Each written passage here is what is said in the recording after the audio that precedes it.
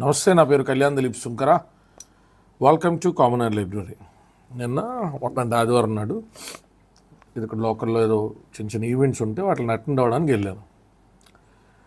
వెళ్ళాను. చక్కగా కొన్ని చోట్ల 5,000 మంది సమారాధనలో ఉన్నారు, కొంతమంది 6,000 మంది, అలా బాగా జరిగింది కార్యక్రమం. ఎక్కువ సామాజిక వర్గంగా కాపు సామాజిక వర్గానికి సంబంధించినటువంటి వనభోజనం కార్యక్రమాలు జరిగినాయి.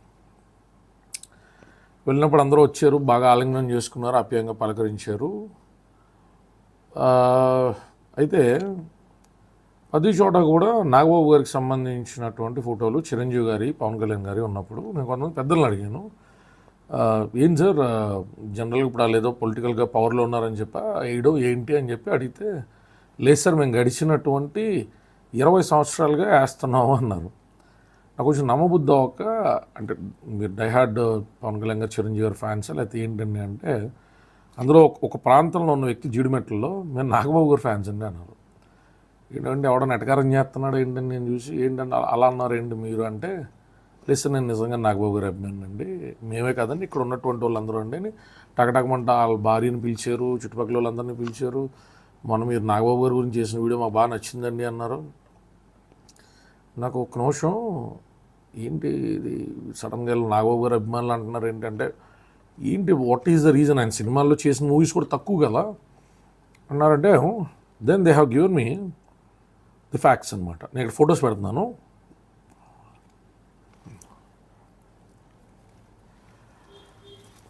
ఈ ఫొటోస్ చూసినప్పుడు నాకు ఒక ఆశ్చర్యం వేసింది. సింపుల్గా కట్అవుట్ చెప్తాను.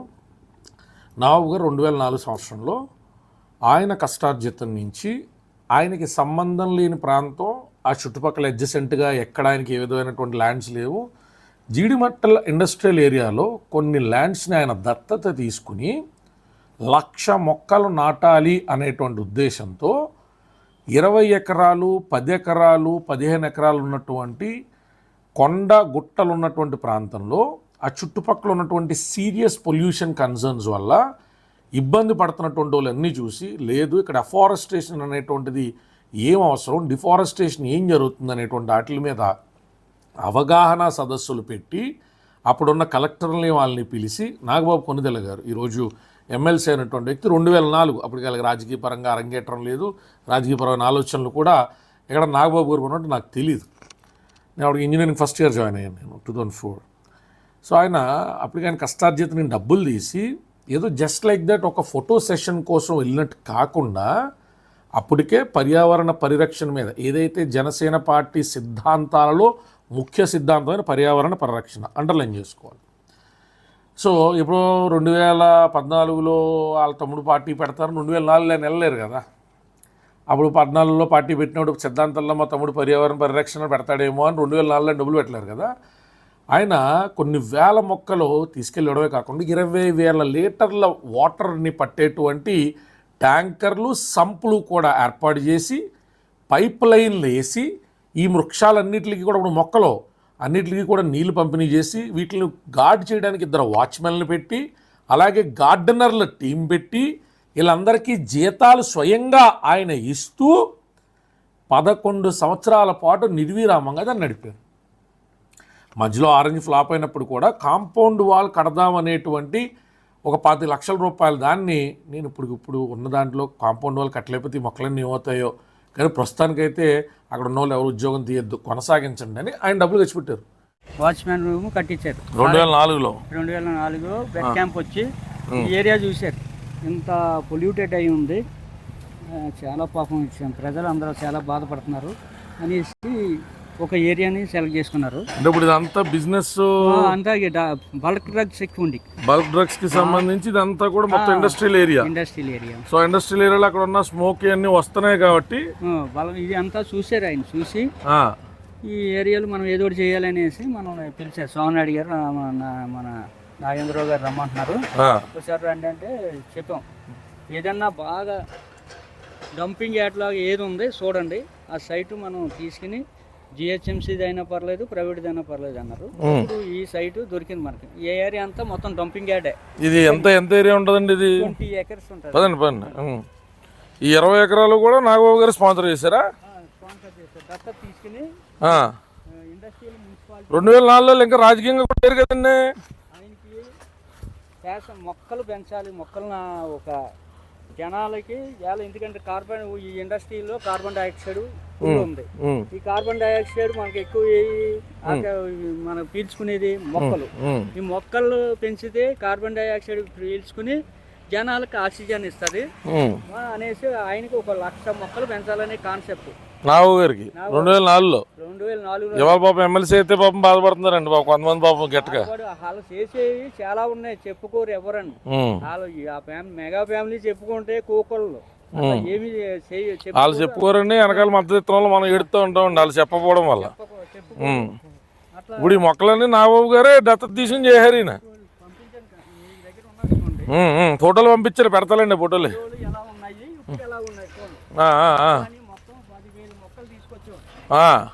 1,00,000 మొక్కలు అన్నది ఆయన కోరిక. దాంట్లో 10,000 మొక్కలు ఆయన అచీవ్ అయిపోయాడు.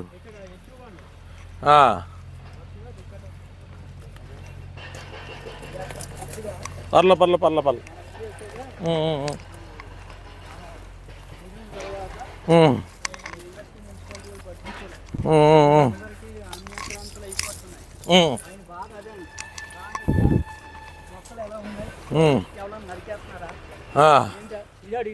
ఇవన్నీ నాగబాబు గారు దయా. చూడండి, ఈ మొక్క నెంబర్ 1 మొక్క చూడండి. 5,000 మొక్కలు, 10,000 మొక్కలు వేస్తే 2005లో స్టార్ట్ చేసి 2005లో వచ్చి ఈ ఏరియా చూసారు. మొత్తం డంపింగ్ యార్డ్ ఈ ఏరియా. అటు కూడా ట్యాంక్ ఉన్న ఆ ఏరియా కూడా వాళ్ళకి వాటర్ వర్క్స్ వాళ్ళకి ఇచ్చారు. అది కూడా మొత్తం డంపింగ్ యార్డ్ అంటే 1 month పట్టింది సార్కి క్లీన్ చేయించి. మేము వాలంటీర్గా దగ్గర ఉండి ఇవన్నీ చేయించాం. సోమనాథ్ గారు మమ్మల్ని చూసుకోండి. ఇలా మొత్తం 20 ఎకరాల విస్తీర్ణాన్ని ఆయన దత్తత తీసుకున్నారు. తీసుకుని స్వయంగా పైప్ లైన్ వేసారు. జిఐ పైప్ లైన్ తోటి మొక్కలు వేసి ప్రతి మొక్కకి వాటర్ అందేటట్టు ఇవన్నీ సార్ వేసినాయి. ఇప్పుడు ఏ కనపడుతున్నాయి మన నాగేంద్రబాబు గారు వేసిన మొక్కలు వేసి 1 month డంపింగ్ యార్డ్ని క్లియర్ చేసి మొత్తం ఇండస్ట్రియల్ ఏరియాలో ఉన్న ఇండస్ట్రియలిస్టులు అందరిని పిలిచి మున్సిపల్ మన కమిషనర్ గారితో ఇనాగరేషన్ చేశారు. వేసిన తర్వాత ఈ ఎవ్రీ మంత్ ఒక వాచ్మెన్ పెట్టాం, సూపర్వైజర్ పెట్టాం. నెల వాటర్ ప్రొవైడ్ చేసి ప్రతి మొక్కకి 1 weekకి 2 times మొక్కలకి నీళ్ళు పెట్టేటట్టు మొత్తం సారు ఆ రోజున 50 లక్షలు ఖర్చు పెట్టారు. 50 లక్షలు 2004లో 2004లో 50 లక్షలు ఖర్చు పెడితే ఆయన ఆ 50 లక్షలు అంటే 50 లక్షల రూపాయలు పెడితే మీ మార్కెట్ అడ్డొచ్చాను కదండి. 50 లక్షలు పెడితే ఆ రోజు సైట్ కొంటే అసలు ఈరోజు తక్కువ 10 కోట్ల రూపాయలు. ఎక్కడ సార్ అవుట్స్కట్కి వెళ్తే ఎకరం 1,00,000 రూపాయలు. 50 ఎకరాలు కొనొచ్చు. 50 ఎకరాలు అంటే ఇంటూ 10 కోర్స్ ఉంది. ఆయనకి 50 కోట్లు 500 కోట్ల ఎస్సెట్ని ఇక్కడ ఆ రోజున ఏమి ఆశించకుండా ఇక్కడ జనాలకి అరే ఇంత ఇండస్ట్రీలో ఎంతోమంది ఎక్కడి నుంచో వచ్చి ఇక్కడ ఈ కార్బన్ డైఆక్సైడ్ పీల్చి పాడైపోతున్నారు అనేసి ఆయన ఒక సంకల్పం పెట్టుకుని 10,000 మొక్కలు నాటి ఈ మొక్కల ద్వారా ఆక్సిజన్ ఆ కార్బన్ డైఆక్సైడ్ పీల్చి జనాలకి ఇప్పుడు ఆయన గురించి సడన్గా ఎందుకు ఈ వీడియోలు చేయాల్సి వస్తుందంటే ప్రాబ్లం వాళ్ళని దాటి అభిమానించిన వాళ్ళ దాకా వచ్చేసింది. వాళ్ళు మాటలు పడ్డానికి అలవాటు పడిపోయారో లేకపోతే ఇంక ఇలాగే ఉంటారులే ఎంత చేసినా అని చెప్పి సర్దుకున్నారో నాకు తెలియదు. కానీ చేసిన పనులు చెప్పుకోవడంలో కూడా కుటుంబంగా అలా ఫెయిల్ అయ్యారన్నమాట వాస్తవం. ఇది అక్షర సత్యం. చిరంజీవి గారు, పవన్ కళ్యాణ్ గారు, నవరణ వ్యక్తులు కుటుంబం పరంగా చేసినవి చెప్పుకోవడంలో ఫెయిల్ అయ్యారు, ఇంక్లూడింగ్ రామ్ చరణ్ గారు. ఎందుకు ఈ పదవి అన్నాను అన్నది ఈ డార్క్ మెగా సిరీస్లో మీ అందరికీ అర్థమైపోద్ది. నా దగ్గర ఉన్న ఆధారాలు, ప్రూఫ్స్, నేను చెప్పిన 4 పేర్లు ఎవరితో నేను సంప్రదించలా, మాట్లాడలా. నేను విభిన్నమైన ప్రాంతాలకు వెళ్ళినప్పుడు వాళ్ళు చేసిన పనులు కళ్ళారా చూసినవి.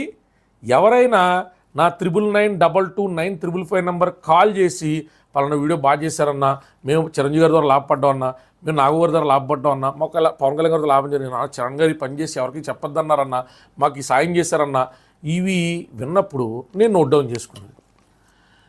పలానా వాళ్ళు తిట్టేస్తున్నారు చిరంజీవి గారు, పలానా వాళ్ళు అనేస్తారంటే మాటకు మాట అనేయడం దానికి పరిష్కారం కాదు. ప్రజల ముందుకే తీసుకెళ్ళి ఎవరైనా వారి కష్టార్జితంలో ఎంత మేరకు చేస్తారు, ఏం ఆపేక్షించకుండా జీడిమెట్లలో పొల్యూషన్ నివారణ కోసం, పర్యావరణ పరిరక్షణ కోసం నాగు గారు అనేటువంటి సంబంధం ఏంటండి? ఆయన పోటీ చేశాడు అక్కడ. 2004లోనే ఆయన టికెట్ అక్కడ వేసారా? టికెట్ పోటీ చేశాడు ఆయన. కుద్దులపూర్ కాన్స్టిట్యున్సీలో పోటీ చేశాడా? చుట్టుపక్కల ఎక్కడైనా కోడబల్లని పోటీ చేశాడా? చిరంజీవి గారు చేశారా? పవన్ కళ్యాణ్ గారు చేశారా? ఎవరైనా అనునాయులుగా టికెట్లు ఇప్పించారా? ఎలాగా? ఒక సమస్య ఉన్నదని వచ్చినప్పుడు ఈ సమస్యకి నేను ఏం చేయగలుగుతాను?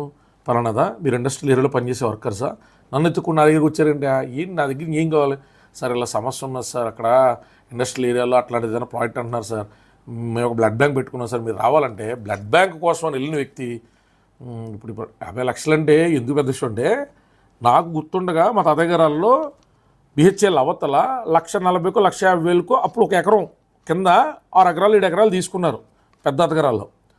ఆ తర్వాత అది చాలా మల్టిపుల్ రేంజ్లో ఊహించని స్థాయిలో రేట్లు పెరగడం నాకు తెలుసు. మా మేనమామ బిహెచ్ఎల్ ఉండేవారు. ఆయన ఆడిటర్ జనరల్ ఆఫీస్లో చీఫ్ ఆడిటర్ కింద చేశారు, కాలం చేశారు. ఆయన 2 years బ్యాక్. అయినా మా మామయ్య ప్రసాద్, ఆయన మా సొంత మేనమామ, మా అమ్మగారల్ల తమ్ముడు. ఆయన బిహెచ్ఎల్ చుట్టుపక్కల కొన్ని ప్రాపర్టీస్ కొన్నారు. ఏ రేట్లు కొన్నారో ఏ రేట్లైనా నాకు తెలుసు. అలాంటి చోట్ల ఎక్కడైనా ఒక 50 ఎకరం కొనొచ్చు, ఓ 30 ఎకరం కొనొచ్చు నాగు గారు. అంటే ఆయన యావరేజ్ లెక్కేసుకుంటే ఎకరం 20 కోట్ల రూపాయలు కూడా కోటి రూపాయలు ఎకరం లేదనుకోండి, 4 కోట్లు 5 కోట్లు ఉంది. లెక్కేసుకున్నా ఓ 50 కోట్ల రూపాయలు, ఒక 100 కోట్ల రూపాయలు ఆర్జించగలిగేది ఇంతకీ మనిషి. అది పిచ్చి పనా అన్నామంటే కమర్షియల్ ఆస్పెక్ట్లో మనసు రావట్లా. ఏం ఉపయోగం సార్? పోనీ ఎక్కడ పబ్లిసైజ్ చేసుకోలేదు సార్. మనం సరైన రీతిలో నిజాన్ని కూడా ప్రచురణలో ఉంచకపోతే అబద్ధం దాన్ని ఓవర్లాప్ చేస్తుంది కదా సార్ అని చెప్పినా, అది మరి ఆ మైండ్ సెట్ నేను డీకోడ్ చేయలేకపోతున్నా. నేను అక్కడికి స్వయంగా ఈరోజు ఒక అరగంట గంట టైం తీసుకుని అక్కడికి వెళ్ళి ప్రత్యేకంగా చూసినప్పుడు నాకు కొంత ఆశ్చర్యం వేసింది. ఇంత దూరం వచ్చి ఇక్కడ ప్రెస్ మీట్లు పెట్టి ఇక్కడ అవేర్నెస్ క్రియేట్ చేసి డబ్బులు పెట్టి చేసి ఎక్కడ చెప్పుకోలేదా? ఏంటి మనిషి? ఎవరైనా కమెంట్ చేస్తున్నాడు స్పీడ్గా వచ్చి నా గురించి మీకు ఏం తెలుసురా, నేను చేసిన పనులు ఏంటో ఫటాఫట లిస్ట్ చదవడానికి ఒక 50 ఉంటే ఏమప్పుడు స్పందించలా మనిషి అంటారులే అన్నట్టు కామైపోయారా, లేకపోతే ఎందుకు నాకు అర్థం కాల. కాబట్టి ఈ మగ డార్క్ సిరీస్లో ఉన్నవే ఆధారభూతంగా ఆధారాలతో నాకున్న సమయంలో, ఎందుకంటే నేను పని చేసుకుంటా, నన్ను నమ్మొచ్చిన క్లయింట్స్కి జస్టిఫికేషన్ చేసే ప్రయత్నం చేస్తూ నా పనులు నేను చేసుకుంటూ నా అభిమానం రాంగ్ కాదు అని నిరూపించుకునే పౌరుషం నాకు ఉంటుంది. కాబట్టి నేను ఖచ్చితంగా సమయానుగుణంగా చేస్తాను. రాష్ట్ర వ్యాప్తంగా కనుక దేశవ్యాప్తంగా చాలామంది పలానా సాయాలు పొందారని చెప్పిన వాళ్ళే కాకుండా ఈ కుటుంబం నుంచి సాయం పొందినటువంటి వ్యక్తులు ఎవరైనా దాతృత్వంతో ముందరకు వచ్చి మేము మాట్లాడతామంటే ఆధారభూతంగా దయచేసి నా నెంబర్కి కాంటాక్ట్ చేయండి, మెసేజ్ పెట్టండి. కోర్టులో ఎత్తలేకపోతే కొంచెం ఏదో టెంపర్లో ఉంటాం, ఏదో తలకాయ పోటులో ఉంటాం, కోర్ట్ రూమ్ ఫ్రస్ట్రేషన్లో ఉంటాం. కాబట్టి 9992295559 నా నెంబర్కి నార్మల్ మెసేజ్ పెట్టండి. దాని వాట్సాప్ ఏమో ఆఫీస్లో కాన్ఫిగర్ చేసి ఉంటుంది. నార్మల్ మెసేజ్ పెట్టండి, నేను సాయంత్రం చూసుకుని నేను కాల్ బ్యాక్ చేస్తాను. ఈ విషయాలు 10 మందికి తెలియాలి. అంటే ఒక కష్టార్జితంలో ఆ కష్టార్జితం నుంచి వచ్చిన డబ్బులతో సంబంధం లేని ల్యాండ్లో ఒక చిన్నపాటి అడవిని నేను పెంచాలా, పర్యావరణాన్ని రక్షించాలా, పర్యావరణంలో ఉన్న కాలుష్యాన్ని తగ్గించాలనేటువంటి ఆలోచన రేకెత్తడం, దాన్ని అమలు చేయడం ఏదో చాలా నిర్దిష్టంగా చాలా ఓపిక్గా ఏదో అంటుకుంటున్నట్టుగా అక్కడ ఓ మనుషులను పెట్టి నీళ్లు పెట్టి ట్యాంకర్లు పెట్టి సంపులు కట్టి ట్యాంకులు అయిపోయి. కాబట్టి మనకిష్టం లేకపోయినా, నేను ఇప్పుడైతే చెప్తాను, మనకిష్టం లేకపోయినా మనం నిజాన్ని నిర్భయంగా మన ప్రత్యర్థి గురించైనా చెప్పినప్పుడు ఒక మంచి వాతావరణం ఏర్పడి మనకు నచ్చిన వ్యక్తుల ఔన్నత్యాన్ని కూడా ప్రత్యర్థులు పొగిడేటువంటి అవకాశం ఉంటుంది. మేము వైసీపీ నాగరావు గారు ఏం చేసినా మీ ఇష్టం, అది మేము టీడీపీ మీ ఇష్టం, మీరు ఎవరైనా మీ ఇష్టం. ఈ నిజాన్ని అని మీరు నేలకి టుమ్మెట్టి చెరిపోయలేరు కదా. వాస్తవాన్ని అగ్రి చేయాల్సింది, ఛాయిస్ ఉంది. ఆయన కష్టార్జితాన్ని తీసుకెళ్ళాడు, పనిచేశాడు. ఇలాంటివి ఒక్క జీడిమెట్లు కాదు, సిటీ చుట్టుపక్కల పలు ఇండస్ట్రియల్ ప్రాంతాల్లో సంబంధం లేకుండా తన కష్టార్జితం నుంచి తను ఖర్చు పెట్టి ఎక్కడా పబ్లిసిటీ చేసుకోకుండా హైదరాబాద్ ఇండస్ట్రియల్ ఏరియాలో, హైదరాబాద్ చుట్టుపక్కల కూడా కొన్ని వేల మొక్కలు నాటి వాళ్ళ వృక్షాలు అవ్వడానికి పరోక్షంగా, ఇండైరెక్ట్ కాదండి, ప్రత్యక్షంగా కారణమైనటువంటి వ్యక్తి శ్రీ కొణిదెల నాగబాబు గారి వ్యక్తి. ఎందుకంటే మొన్న నేను వీడియో చేస్తే దానికి కౌంటర్గా కూడా వీడియోలు చేసి ఇంకా ఏదో హేళనగా, నేను మళ్ళీ చెప్తున్నా, కొంచెం అర్థమయ్యేటట్టు నెమ్మదిగా చెప్తే మీకు అర్థమవుద్దేమో. మనం ఎవరిన వ్యక్తిని విమర్శిస్తున్నప్పుడు వాళ్ళ స్థాయి పనులు మనం మన దగ్గర ఆ డబ్బులు ఉంటే చేయగలుగుతామా అన్న ఆలోచన తర్కన వచ్చిన తర్వాత మన విచక్షణ రేగెత్తిన తర్వాత కొంచెం మెలుకున్న తర్వాత అప్పుడు మనం కమెంట్ చేయొచ్చా లేదా అని ఆలోచించాలి. ఇది నా వ్యక్తిగతమైన అభిప్రాయం. మొన్న అన్న జగన్మోహన్ రెడ్డి గారు కూడా కడపలో చేసిన తర్వాత పొలిటికల్గా వాళ్ళ లాభాలు పొందలేదని చెప్పగలుగుతాం. వాళ్ళు చేసిన పనులు నేను చేయలేదని చెప్పను. ఒక మనిషికి అన్నం పెట్టినా అసలు అది గొప్ప విషయమే. 100 మందికి పెడితే మహా గొప్ప విషయం. విద్యాదానం చేసిన మహా గొప్ప విషయం. చేశారు అంటే లాభం వచ్చిన చోట చేసినప్పుడు అది కూడా తక్కువ నేను అనను. అదొక సబ్జెక్టు. అసలు ఏ లాభం లేని చోట చేస్తే అదొక హ్యాబిట్. కాబట్టి పొలిటికల్గా లాభం వచ్చే చోట చేసే సబ్జెక్ట్కి ఏ సంబంధం లేని చోట చేసే హ్యాబిట్కి మధ్య మనం తారతమ్యం ఎరిగి ఆ వ్యక్తులను తోలనాడు మాట్లాడకూడదు. ఇంతే. మీరు ఆ వ్యక్తులు భజన చేయండి అంటలా, మీరు జనసేన పార్టీలో జాయిన్ అయిపోండి అంటలా, మనిషి కొట్టేయండి, నేను ఏం మాట్లాడట్లా. జస్ట్ కర్మలు నమస్తే సార్, కొన్ని మంచి కార్యక్రమాలు మీరు చేసినవి స్ఫూర్తిదాయకంగా ఉన్నాయి సార్ అని ఒక మాట మనం చెప్పి వెళ్ళగలిగితే వాళ్ళకేదో ఔన్నత్యం గొప్పతనం వస్తుందని కాదు, మనకి గుడ్ క్వాలిటీస్ పెరుగుతాయని అర్థం చేసుకునేటువంటి ఆలోచన ఉన్న వ్యక్తులు ప్రయత్నం చేయమని నా విన్నపం. జై భీమ్, జై భారత్.